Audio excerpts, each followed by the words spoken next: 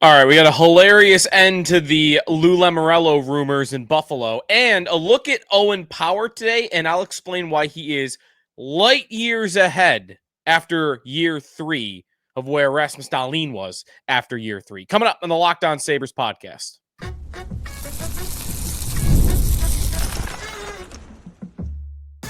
You're Locked On Sabres, your daily podcast on the Buffalo Sabres. Part of the Locked On Podcast Network, your team every day.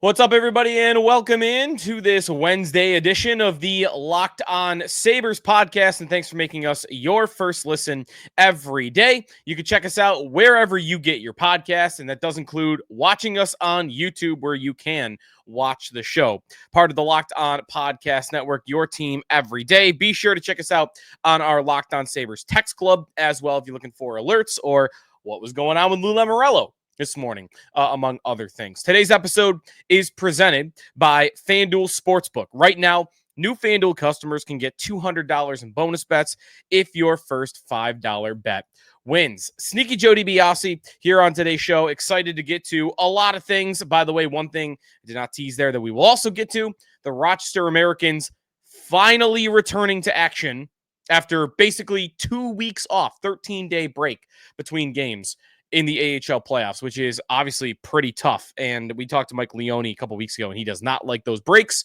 but they had to deal with them.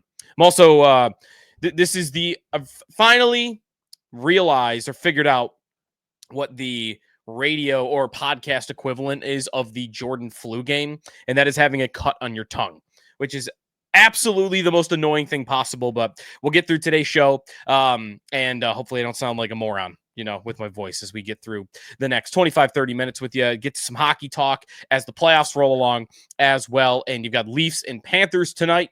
And if I'm Toronto, I am tense after being up 2-0 and having it look pretty good in game 3. That Marchand goal that bounces in, man, if I were in Toronto, I'd be fuming. And maybe they blow it here. We'll see. So that's easily the most interesting series, in my opinion. Before we get to today's main subject, though, about Owen Power, as we continue our exit interviews, we look at each player as the season ended last month, what they've got to do going into the offseason, what they just did, and what they need to get better at. So that's coming up with Power a little bit later today. One of the more interesting players, in my opinion, looking ahead, because the Sabres are going to need some breakout candidates, and he might be one of them. But Lou Lamoriello. Okay, real quick on Lou, because we did a whole show on Lou Lamoriello a couple of weeks ago, because he is the most qualified or the most credible, the most well-known hockey executive that was made available at the end of the season. He's not even technically, I don't believe, available yet. The Islanders just announced that his contract would not be renewed. So he is under contract, as far as I understand it, with the Islanders until June 30th. I'm sure he's allowed to talk to other teams, but he's technically still working for the Islanders. And there was a report yesterday that the Islanders have considered even keeping him on in a very similar role to what the Sabres are looking for right now, a sort of senior advisor staying in the organization. So we talked about Lamoriello, and there was the report from Dave Pagnotta last week from the fourth period that the Sabres had reached out to Lamoriello and Ken Holland, and Lamoriello and Holland were not interested in a senior advisor role, which to me made total sense, because Lamoriello especially, I believe, is the type of person, just knowing about him for years and years and talking to people that cover the Islanders. Gil Martin from Locked On Islanders talked to him about this morning, that Lou wants to have control. Now, he might not be able to anymore. He's at an age where if he just wants to work in a hockey department, then he's got to know he can't have control. But he just doesn't strike me as any type of person that is going to go work for Kevin Adams. So when I saw, okay, Lamoriello not interested, made total sense. Then, little shocker. Oh, wait a minute. Lou Lamoriello spotted at the Buffalo airport. And it looked exactly like him. I guess we didn't know 100% because if you looked at the picture, it is taken from the back left. So you kind of get a little look at the side of his head, but you see the hair and the bald head and the white hair. And like that's Lou Lamoriello. And it was pretty hard to think it wasn't. 98% chance that looked like Lou Lamoriello. So I'm thinking, I know a lot of others were, senior advisor Lou Lamoriello, he's here to talk to the Sabres. When I saw that, I thought, well, we already know he wasn't interested in senior advisor. Is he here because the Sabres are offering something more? President of hockey operations, bumping Adams up to president and having Lamoriello stay on as the general manager, some other structure that gives him more control than a senior advisor would have. None of that's true. The funniest thing possible that it could be for Lou Lamoriello, who confirmed was in Buffalo yesterday. Lou Lamoriello is just here to update his Nexus account. That's it. Which, by the way, is something I did a little bit earlier in the week. So I'm very familiar with this process now. Did that for the first time. Nexus, if you're not familiar with it, is basically like your fast pass at the border. So you get your own lane all the way on the right. It's almost always empty. You can kind of bypass all the border crossing lines, and you can get through to Canada if you're going to and from a lot in 10 times quicker. So as someone that just did this week, you have to interview in person. You have to interview in Canada, and then you have to interview in the U.S. You go across the border, they interview you there, they send you back across the border, you interview there, and then you're on your way, and they send it to you in a couple of weeks. Just went through this. So, okay, Lamoriello has to be here in person, but that's why he was here. He just had to update his Nexus account. It's pretty hilarious. I do buy it because it was hard for me to believe that he wanted the senior advisor role. It is just amazing timing and an amazing coincidence. Maybe it is too good to be true. I'm sure some out there don't believe it, because it would be pretty remarkable if, hey, the same week that the Sabres, for the first time in the 40 years that Lamoriello's been working in the NHL, are interested in his services, he just happens to have this thing that he has to do in Buffalo, New York. It's kind of like the Mavericks winning the NBA draft lottery a little bit earlier in the week. Like, it's too good to be true, but sometimes in life, things that are too good to be true happen. You know, the Powerball is a 1 in a billion chance to win, but every month somebody wins it. And maybe that's what just happened with Lamoriello. It was a 1 in a million shot that in the same week the Sabres wanted to talk to him, he had to come to Buffalo for something else. But that's what Darren Dreger says, because Darren Dreger says he was spotted in the airport in Buffalo, apparently there to renew his Nexus. So if you were hoping for Lou Lamoriello, you're probably not getting him. I do believe, though, looking at our text club here for Locked On Sabres and Twitter, that most Sabre fans weren't really into it, even as a senior advisor. But we talked about him, and one thing that I did like about Lamoriello that would work for the Sabres is the man was willing to spend and trade draft picks. 4 years in a row, they didn't have their first round pick, trading for Alex Romanoff and Jean-Gabriel Pageau and others along the way. Obviously, Bo Horvat. So he was aggressive, but I'm not sure it'll matter because I don't think he's going to be working for the Buffalo Sabres. All right, when we come back, Owen Power. Owen Power, to me, is one of the keys to this team taking another step forward. We'll get to that and why, if you are worried about him, you should kill that feeling right now. Get to that coming back here on Locked On Sabres. Today's episode of the Locked On Sabres podcast is presented by Wonderful Pistachios. I love my Wonderful Pistachios. I always take them out on the golf course. That's where I like to have them. They're a go-to for me. Just throw them in the golf bag. And if you're having a tough round after hole 6 and you think you need some energy, bam, just a handful of pistachios. So crack into a good source of protein with Wonderful Pistachios, one of the highest protein nuts. Each 1 ounce serving has 6 grams of protein, giving you over 10% of your daily value. Plus, they are packed with fiber and better for you unsaturated fats that'll keep you feeling fuller a lot longer. No shells, Wonderful Pistachios for that grab and go ease. That's what I like. But if you like the shells, you like the crack sound, maybe you just like the snack meditation of it, that's available to you as well. So whether you're running some errands or you're golfing or whether, you just need a snack for work, pistachios are wonderful pistachios, the great way. Great snack. Work as hard as you do. Get snacking and get cracking with the snack that packs a protein punch. Visit wonderfulpistachios.com to learn more. Back here on the Locked On Sabres podcast, the Sabres are not, I think, going to hire Lou Lamoriello. We march closer to the draft and then to free agency thereafter. On our exit interview series today, we are going to be talking about Owen Power. Owen Power, former first overall pick of the Buffalo Sabres, of course, just completing his third full season with the Buffalo Sabres. He is 22 years old. He will turn 23 in November of this coming season. He is already, obviously, on his long-term contract. He is a bit of a polarizing player for this team. And I kind of figure that he will be a polarizing player for the majority of his career. I'm guessing at that because what is one of the biggest criticisms and critiques that you hear about Power right now, it is that he is not physical enough. And that was never on display more than when he was one of the two that were most heavily criticized and blamed for the New Jersey game in February, where Tage Thompson got run and nobody did anything about it. The two biggest culprits for not responding to that were your 2 6'5" or bigger defensemen in Mattias Samuelsson and Owen Power. Now, I always believe Samuelsson was more at fault for not showing up in that moment than Power was. Power definitely, to me, always comes off as a guy that does not have that burning hatred fire in him.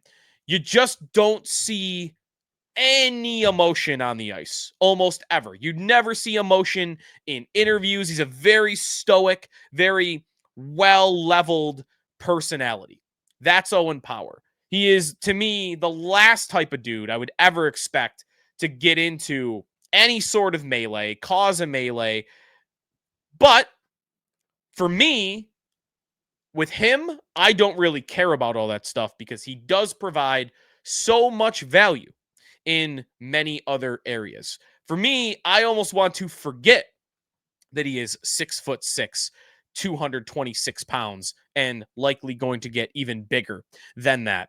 Although I don't want to forget it totally because I do think his size, while not blasting dudes coming across the ice, not really winning many battles in front of the net, he still uses his size in other areas that allow him to provide value. One of those areas that is an area he's criticized for, I do think he improved at in the second half of this past season, 24-25. He got a lot better at shutting plays down in his own end. And whether that was winning a battle along the boards or whether that was having your head up and being one step quicker than the forward with the puck and getting it back and then getting it up the ice and out. A lot of good defensive plays, even if they weren't so heavily reliant on physicality from Power in this past season. That is represented in a lot of the numbers with Power this year defensively. So, yes, though, I hear you. He's got to get a little meaner, just a little. If he's right now like a 2 out of 10 on the mean scale, get him up to a 4. I would like to see that because I do think he could be a force if he gets into that, that mode, that attitude a little bit as his career continues to develop here. So that needs to happen, or I'd like that to happen. And the other thing that needs to happen for sure is something that Lindy Ruff talked about with me earlier in the season on WGR, which is, he just doesn't have his man strength yet. And you don't really ever know when that's going to show up for a guy. He used the reference of Tyler Myers at the time, how Myers was frustrated in the first couple years of his career because he had this giant frame, but he wasn't winning a lot of battles because he wasn't as strong as guys that were smaller than him, but they might have been 8 to 15 years older, and they've got that man strength. And to Myers, it took a few years. Lindy compared that to Power as he doesn't have it yet.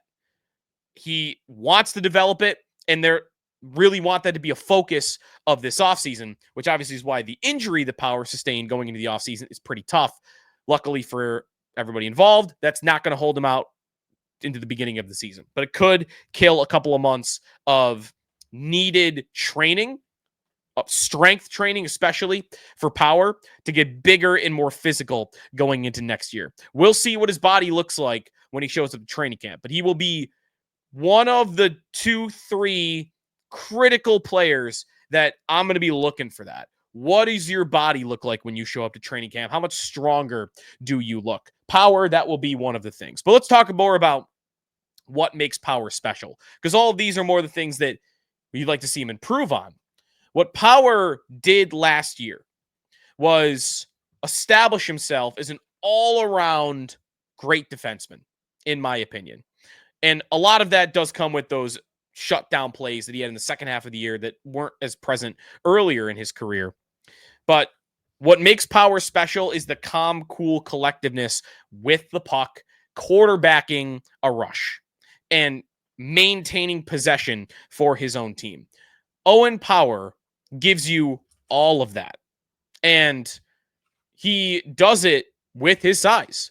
It is very difficult to get the puck from him because he is very smart at using his reach, using his body positioning and leverage. He is a very fluid skater. I would call him even a very good skater just in general. I know he's not the quickest guy in the world, but he's not slow with his, quickness either. I think you're looking at a very good player on the offensive end. And I do think that is what makes him great and will make him hopefully elite, which he is not yet, but I think he is on track still to be an elite defenseman in the National Hockey League. I continue to think about Victor Hedman for this, and nothing that's happened through 3 years when I think I would have first and others would have first compared him to Victor Hedman has me thinking any differently. I think he is a Hedman-style defenseman the longer and longer he gets going in the National Hockey League. So, what about some of the numbers and why, if you're holding out as like, I'm not really buying it. I'm not buying it. I think he's too soft. I don't think he has that number one defenseman upside. Let me just throw out the comparison of Rasmus Dahlin. Because after year 3, which is what Power just finished up, after year 3 with Dahlin, we were in a dark place with Rasmus Dahlin. It was tough to watch. He was getting bullied on a nightly basis. He wasn't creating a lot of offense. He was getting walked night in and night out by opposing forwards. It was bad. And look what he's become. One of the best defensemen in the sport. Power is ahead of where Dahlin was at this point in their careers. Offensively, it's not that hard to look at. Now, I took out power play for this because it's tough to compare the two on that front, because Dahlin has always been a number one power play defenseman and Power never has. The power play minutes are very different. So let me just look at even strength for the sake of this exercise. In year 3, 5-on-5 points total. Owen Power, 28. Dahlin, 12. By the way, how about that? 12 5-on-5 points for Rasmus Dahlin in its third year. And because they played a little bit different amount of games, that was a COVID-shortened year, more accurate here is going to be points per 60 minutes of ice time at 5-on-5. How many points did you have for every 60 minutes of ice time you had? Power, 1.25. Dahlin, 0.74. Huge gulf between the two. And evolving hockey, if you look at their goals above replacement, you have a huge difference there as well, where you have Power in year 3 as an 83rd percentile defenseman on the overall versus Dahlin, who in year 3 was a 31st percentile defenseman overall. So you have Power ahead of where Dahlin was at this point. And Dahlin figured it out. Different types of defensemen in some ways, body types, I know, but I think Power still has it in him and is still even tracking towards being a legitimate top pair defenseman, maybe a guy that could become even as good as Rasmus Dahlin is as he enters age 23, 24, and 25 especially. So I'm high on Power. Now, the one thing we have to mention about Power in this segment is the man needs a good partner. And when we start getting closer to free agency and the trade market, we'll do whole episodes on power options. To me, power partner options. It is the number one thing to me the Sabres have to solve this offseason. Of anything on the roster that they need to find, that is number one. You got to get Power a good partner. He has played more with Henri Jokiharju in the last 3 years than anybody else by far. That needs to be way better. Ideally, a veteran defensive defenseman that takes some of the pressure in his own end off of him, gives him a little bit more freedom to jump up in rushes and make a little bit more of an aggressive offensive mindset. I think that stay-at-home defenseman, veteran, maybe a guy that he can really grow with, that has been in the league for 5 to 10 years at least, is the right type of partner for Owen Power. And again, we'll go through some options on that front. I was texting with a buddy earlier today about Drew Doughty being that guy, because I think the Kings might want to move on from him, but I shouldn't say that. I'm not plugged in there in LA. I'll say it this way. If I were the Kings, I would want to move on from him. I'm not sure the Kings agree with that, though. All right. When we come back, the Amerks finally back in action. Preview their series coming up here on Locked On Sabres. Back here on the Locked On Sabres podcast, or for the purposes of these next 5 or so minutes, the Locked On Amerks podcast, as Rochester finally gets back in action. A 13-day break is over. They're back at it in Rochester at home tonight, 7:05, against the Laval Rocket, who is based just outside of Montreal, like basically in Montreal. Be like referring to the Bills, the Orchard Park Bills, I believe. So the Rocket, this is a tough challenge. You might even be able to say that, just by looking at the standings, you could say this, that the Amerks road to winning the Calder Cup, this is the toughest team that they'll play. Again, basing that a lot on what did these teams do in the regular season. And the Rocket were the only team in the AHL this year that crossed the 100-point threshold. 72 games opposed to the NHL's 82 games, tougher to get to 100 points. 48, 19, and 3. This was the best team in the AHL all year long in terms of the point totals. Shouldn't say all year long, actually, because the Amerks were actually above them at one point in time. The Rocket got hot down the stretch. And looking at some of their splits and some of their lineup stuff and roster stuff, this team was the best defensive team in the AHL all year long, allowed the fewest goals in the entire league, scored almost as much as the Amerks did. There was only a 9-goal difference between the two. They are physical. They are very physical. They are big. They can be mean. But to be fair, that was said about Syracuse a lot in the first round, and the Amerks had no trouble with that, and they responded in hindsight to that. So you got 2 games here at home in Rochester. And big challenge for Devin Levi, who only allowed 2 goals in the first round of the playoffs. And then, of course, best of 5. Rocket are actually the better seed. So you have 2 games in Rochester and then 3 games in Laval. So you're looking to get your 2 home games, and maybe, you just got to get one of the 3. If you can accomplish that, hey, we just need one of the 3 out there. That mentally, I think, is the right way to approach it from the Amerks end of things. So you get a couple of weeks to get everybody healthy and get some of the bumps and bruises off it. But Michael Leone, coach of the Amerks, even told me, said in the press conference again today, like, he's not really a big fan of these long breaks that we have in the AHL, but both teams are doing it, and you kind of gotta make do with it. So was looking at some odds on this today, by the way. There are odds on this. The Amerks are underdogs in this game. The only odds I found was just for the 60-minute period. So, what the score is at the end of 60 minutes of play. The Rocket favorite at plus 112, the Amerks plus 170, and then a draw to basically the game to go to overtime is plus 325. So the Rocket are favored in this series. If you're wondering about big names on their roster going into this series, as a casual observer of the AHL and a more hardcore NHL guy thinking about prospects and whatnot, like, there's not really a ton here when it comes to these guys on that play for the Rocket. High level prospects and like guys that were drafted super high. Like there really isn't much. So far, put it this way, in the playoffs, Laurent Defuin, all these French dudes, going to be tough for me. 6 points in 4 games. Alex Barré-Bouillet, also 6 points in 4 games, have been the 2 leaders. Logan Mailloux, one player that some people might recognize because he was a first-round pick and he had that, that incident. Shouldn't even call it incident. He had that revenge porn thing that happened a couple of years ago that he did and was a do not draft guy for many teams. He plays for Laval and he had 3 points in the first series in 4 games as well.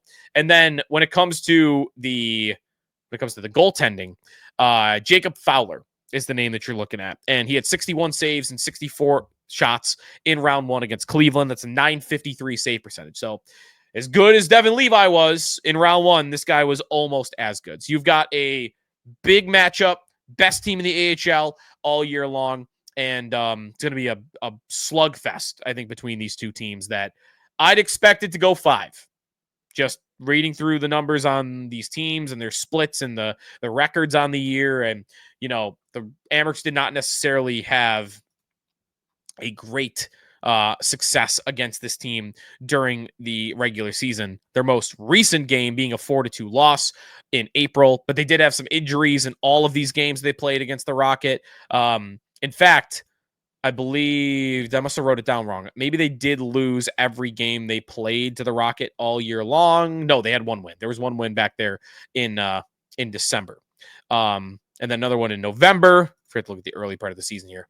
So 2 wins on the season, then a bunch of losses against the Rocket. So good luck to the Amerks. Home game. And if you're looking to go to a game, a little bit tough for this series if you're based out of Buffalo because you got a weeknight game here. But you've got Friday night, 7:05. That to me is easily the number 1 game that if you're a Sabre fan looking to go to an Amerks playoff game, you should be looking to go to. Friday night, 7:05. All right. That's going to do it for us. Thanks, everybody, for listening. And if you want to check out some more in the Stanley Cup playoffs, be sure to check out Locked On NHL Game Night. Every game, every night until a Stanley Cup champion is crowned. Check out Locked On NHL Game Night on YouTube or wherever you listen to your podcasts. And we'll talk to you tomorrow after the Amerks hopefully win. Here on the Locked On Sabres podcast, part of the Locked On Podcast Network, your team every day.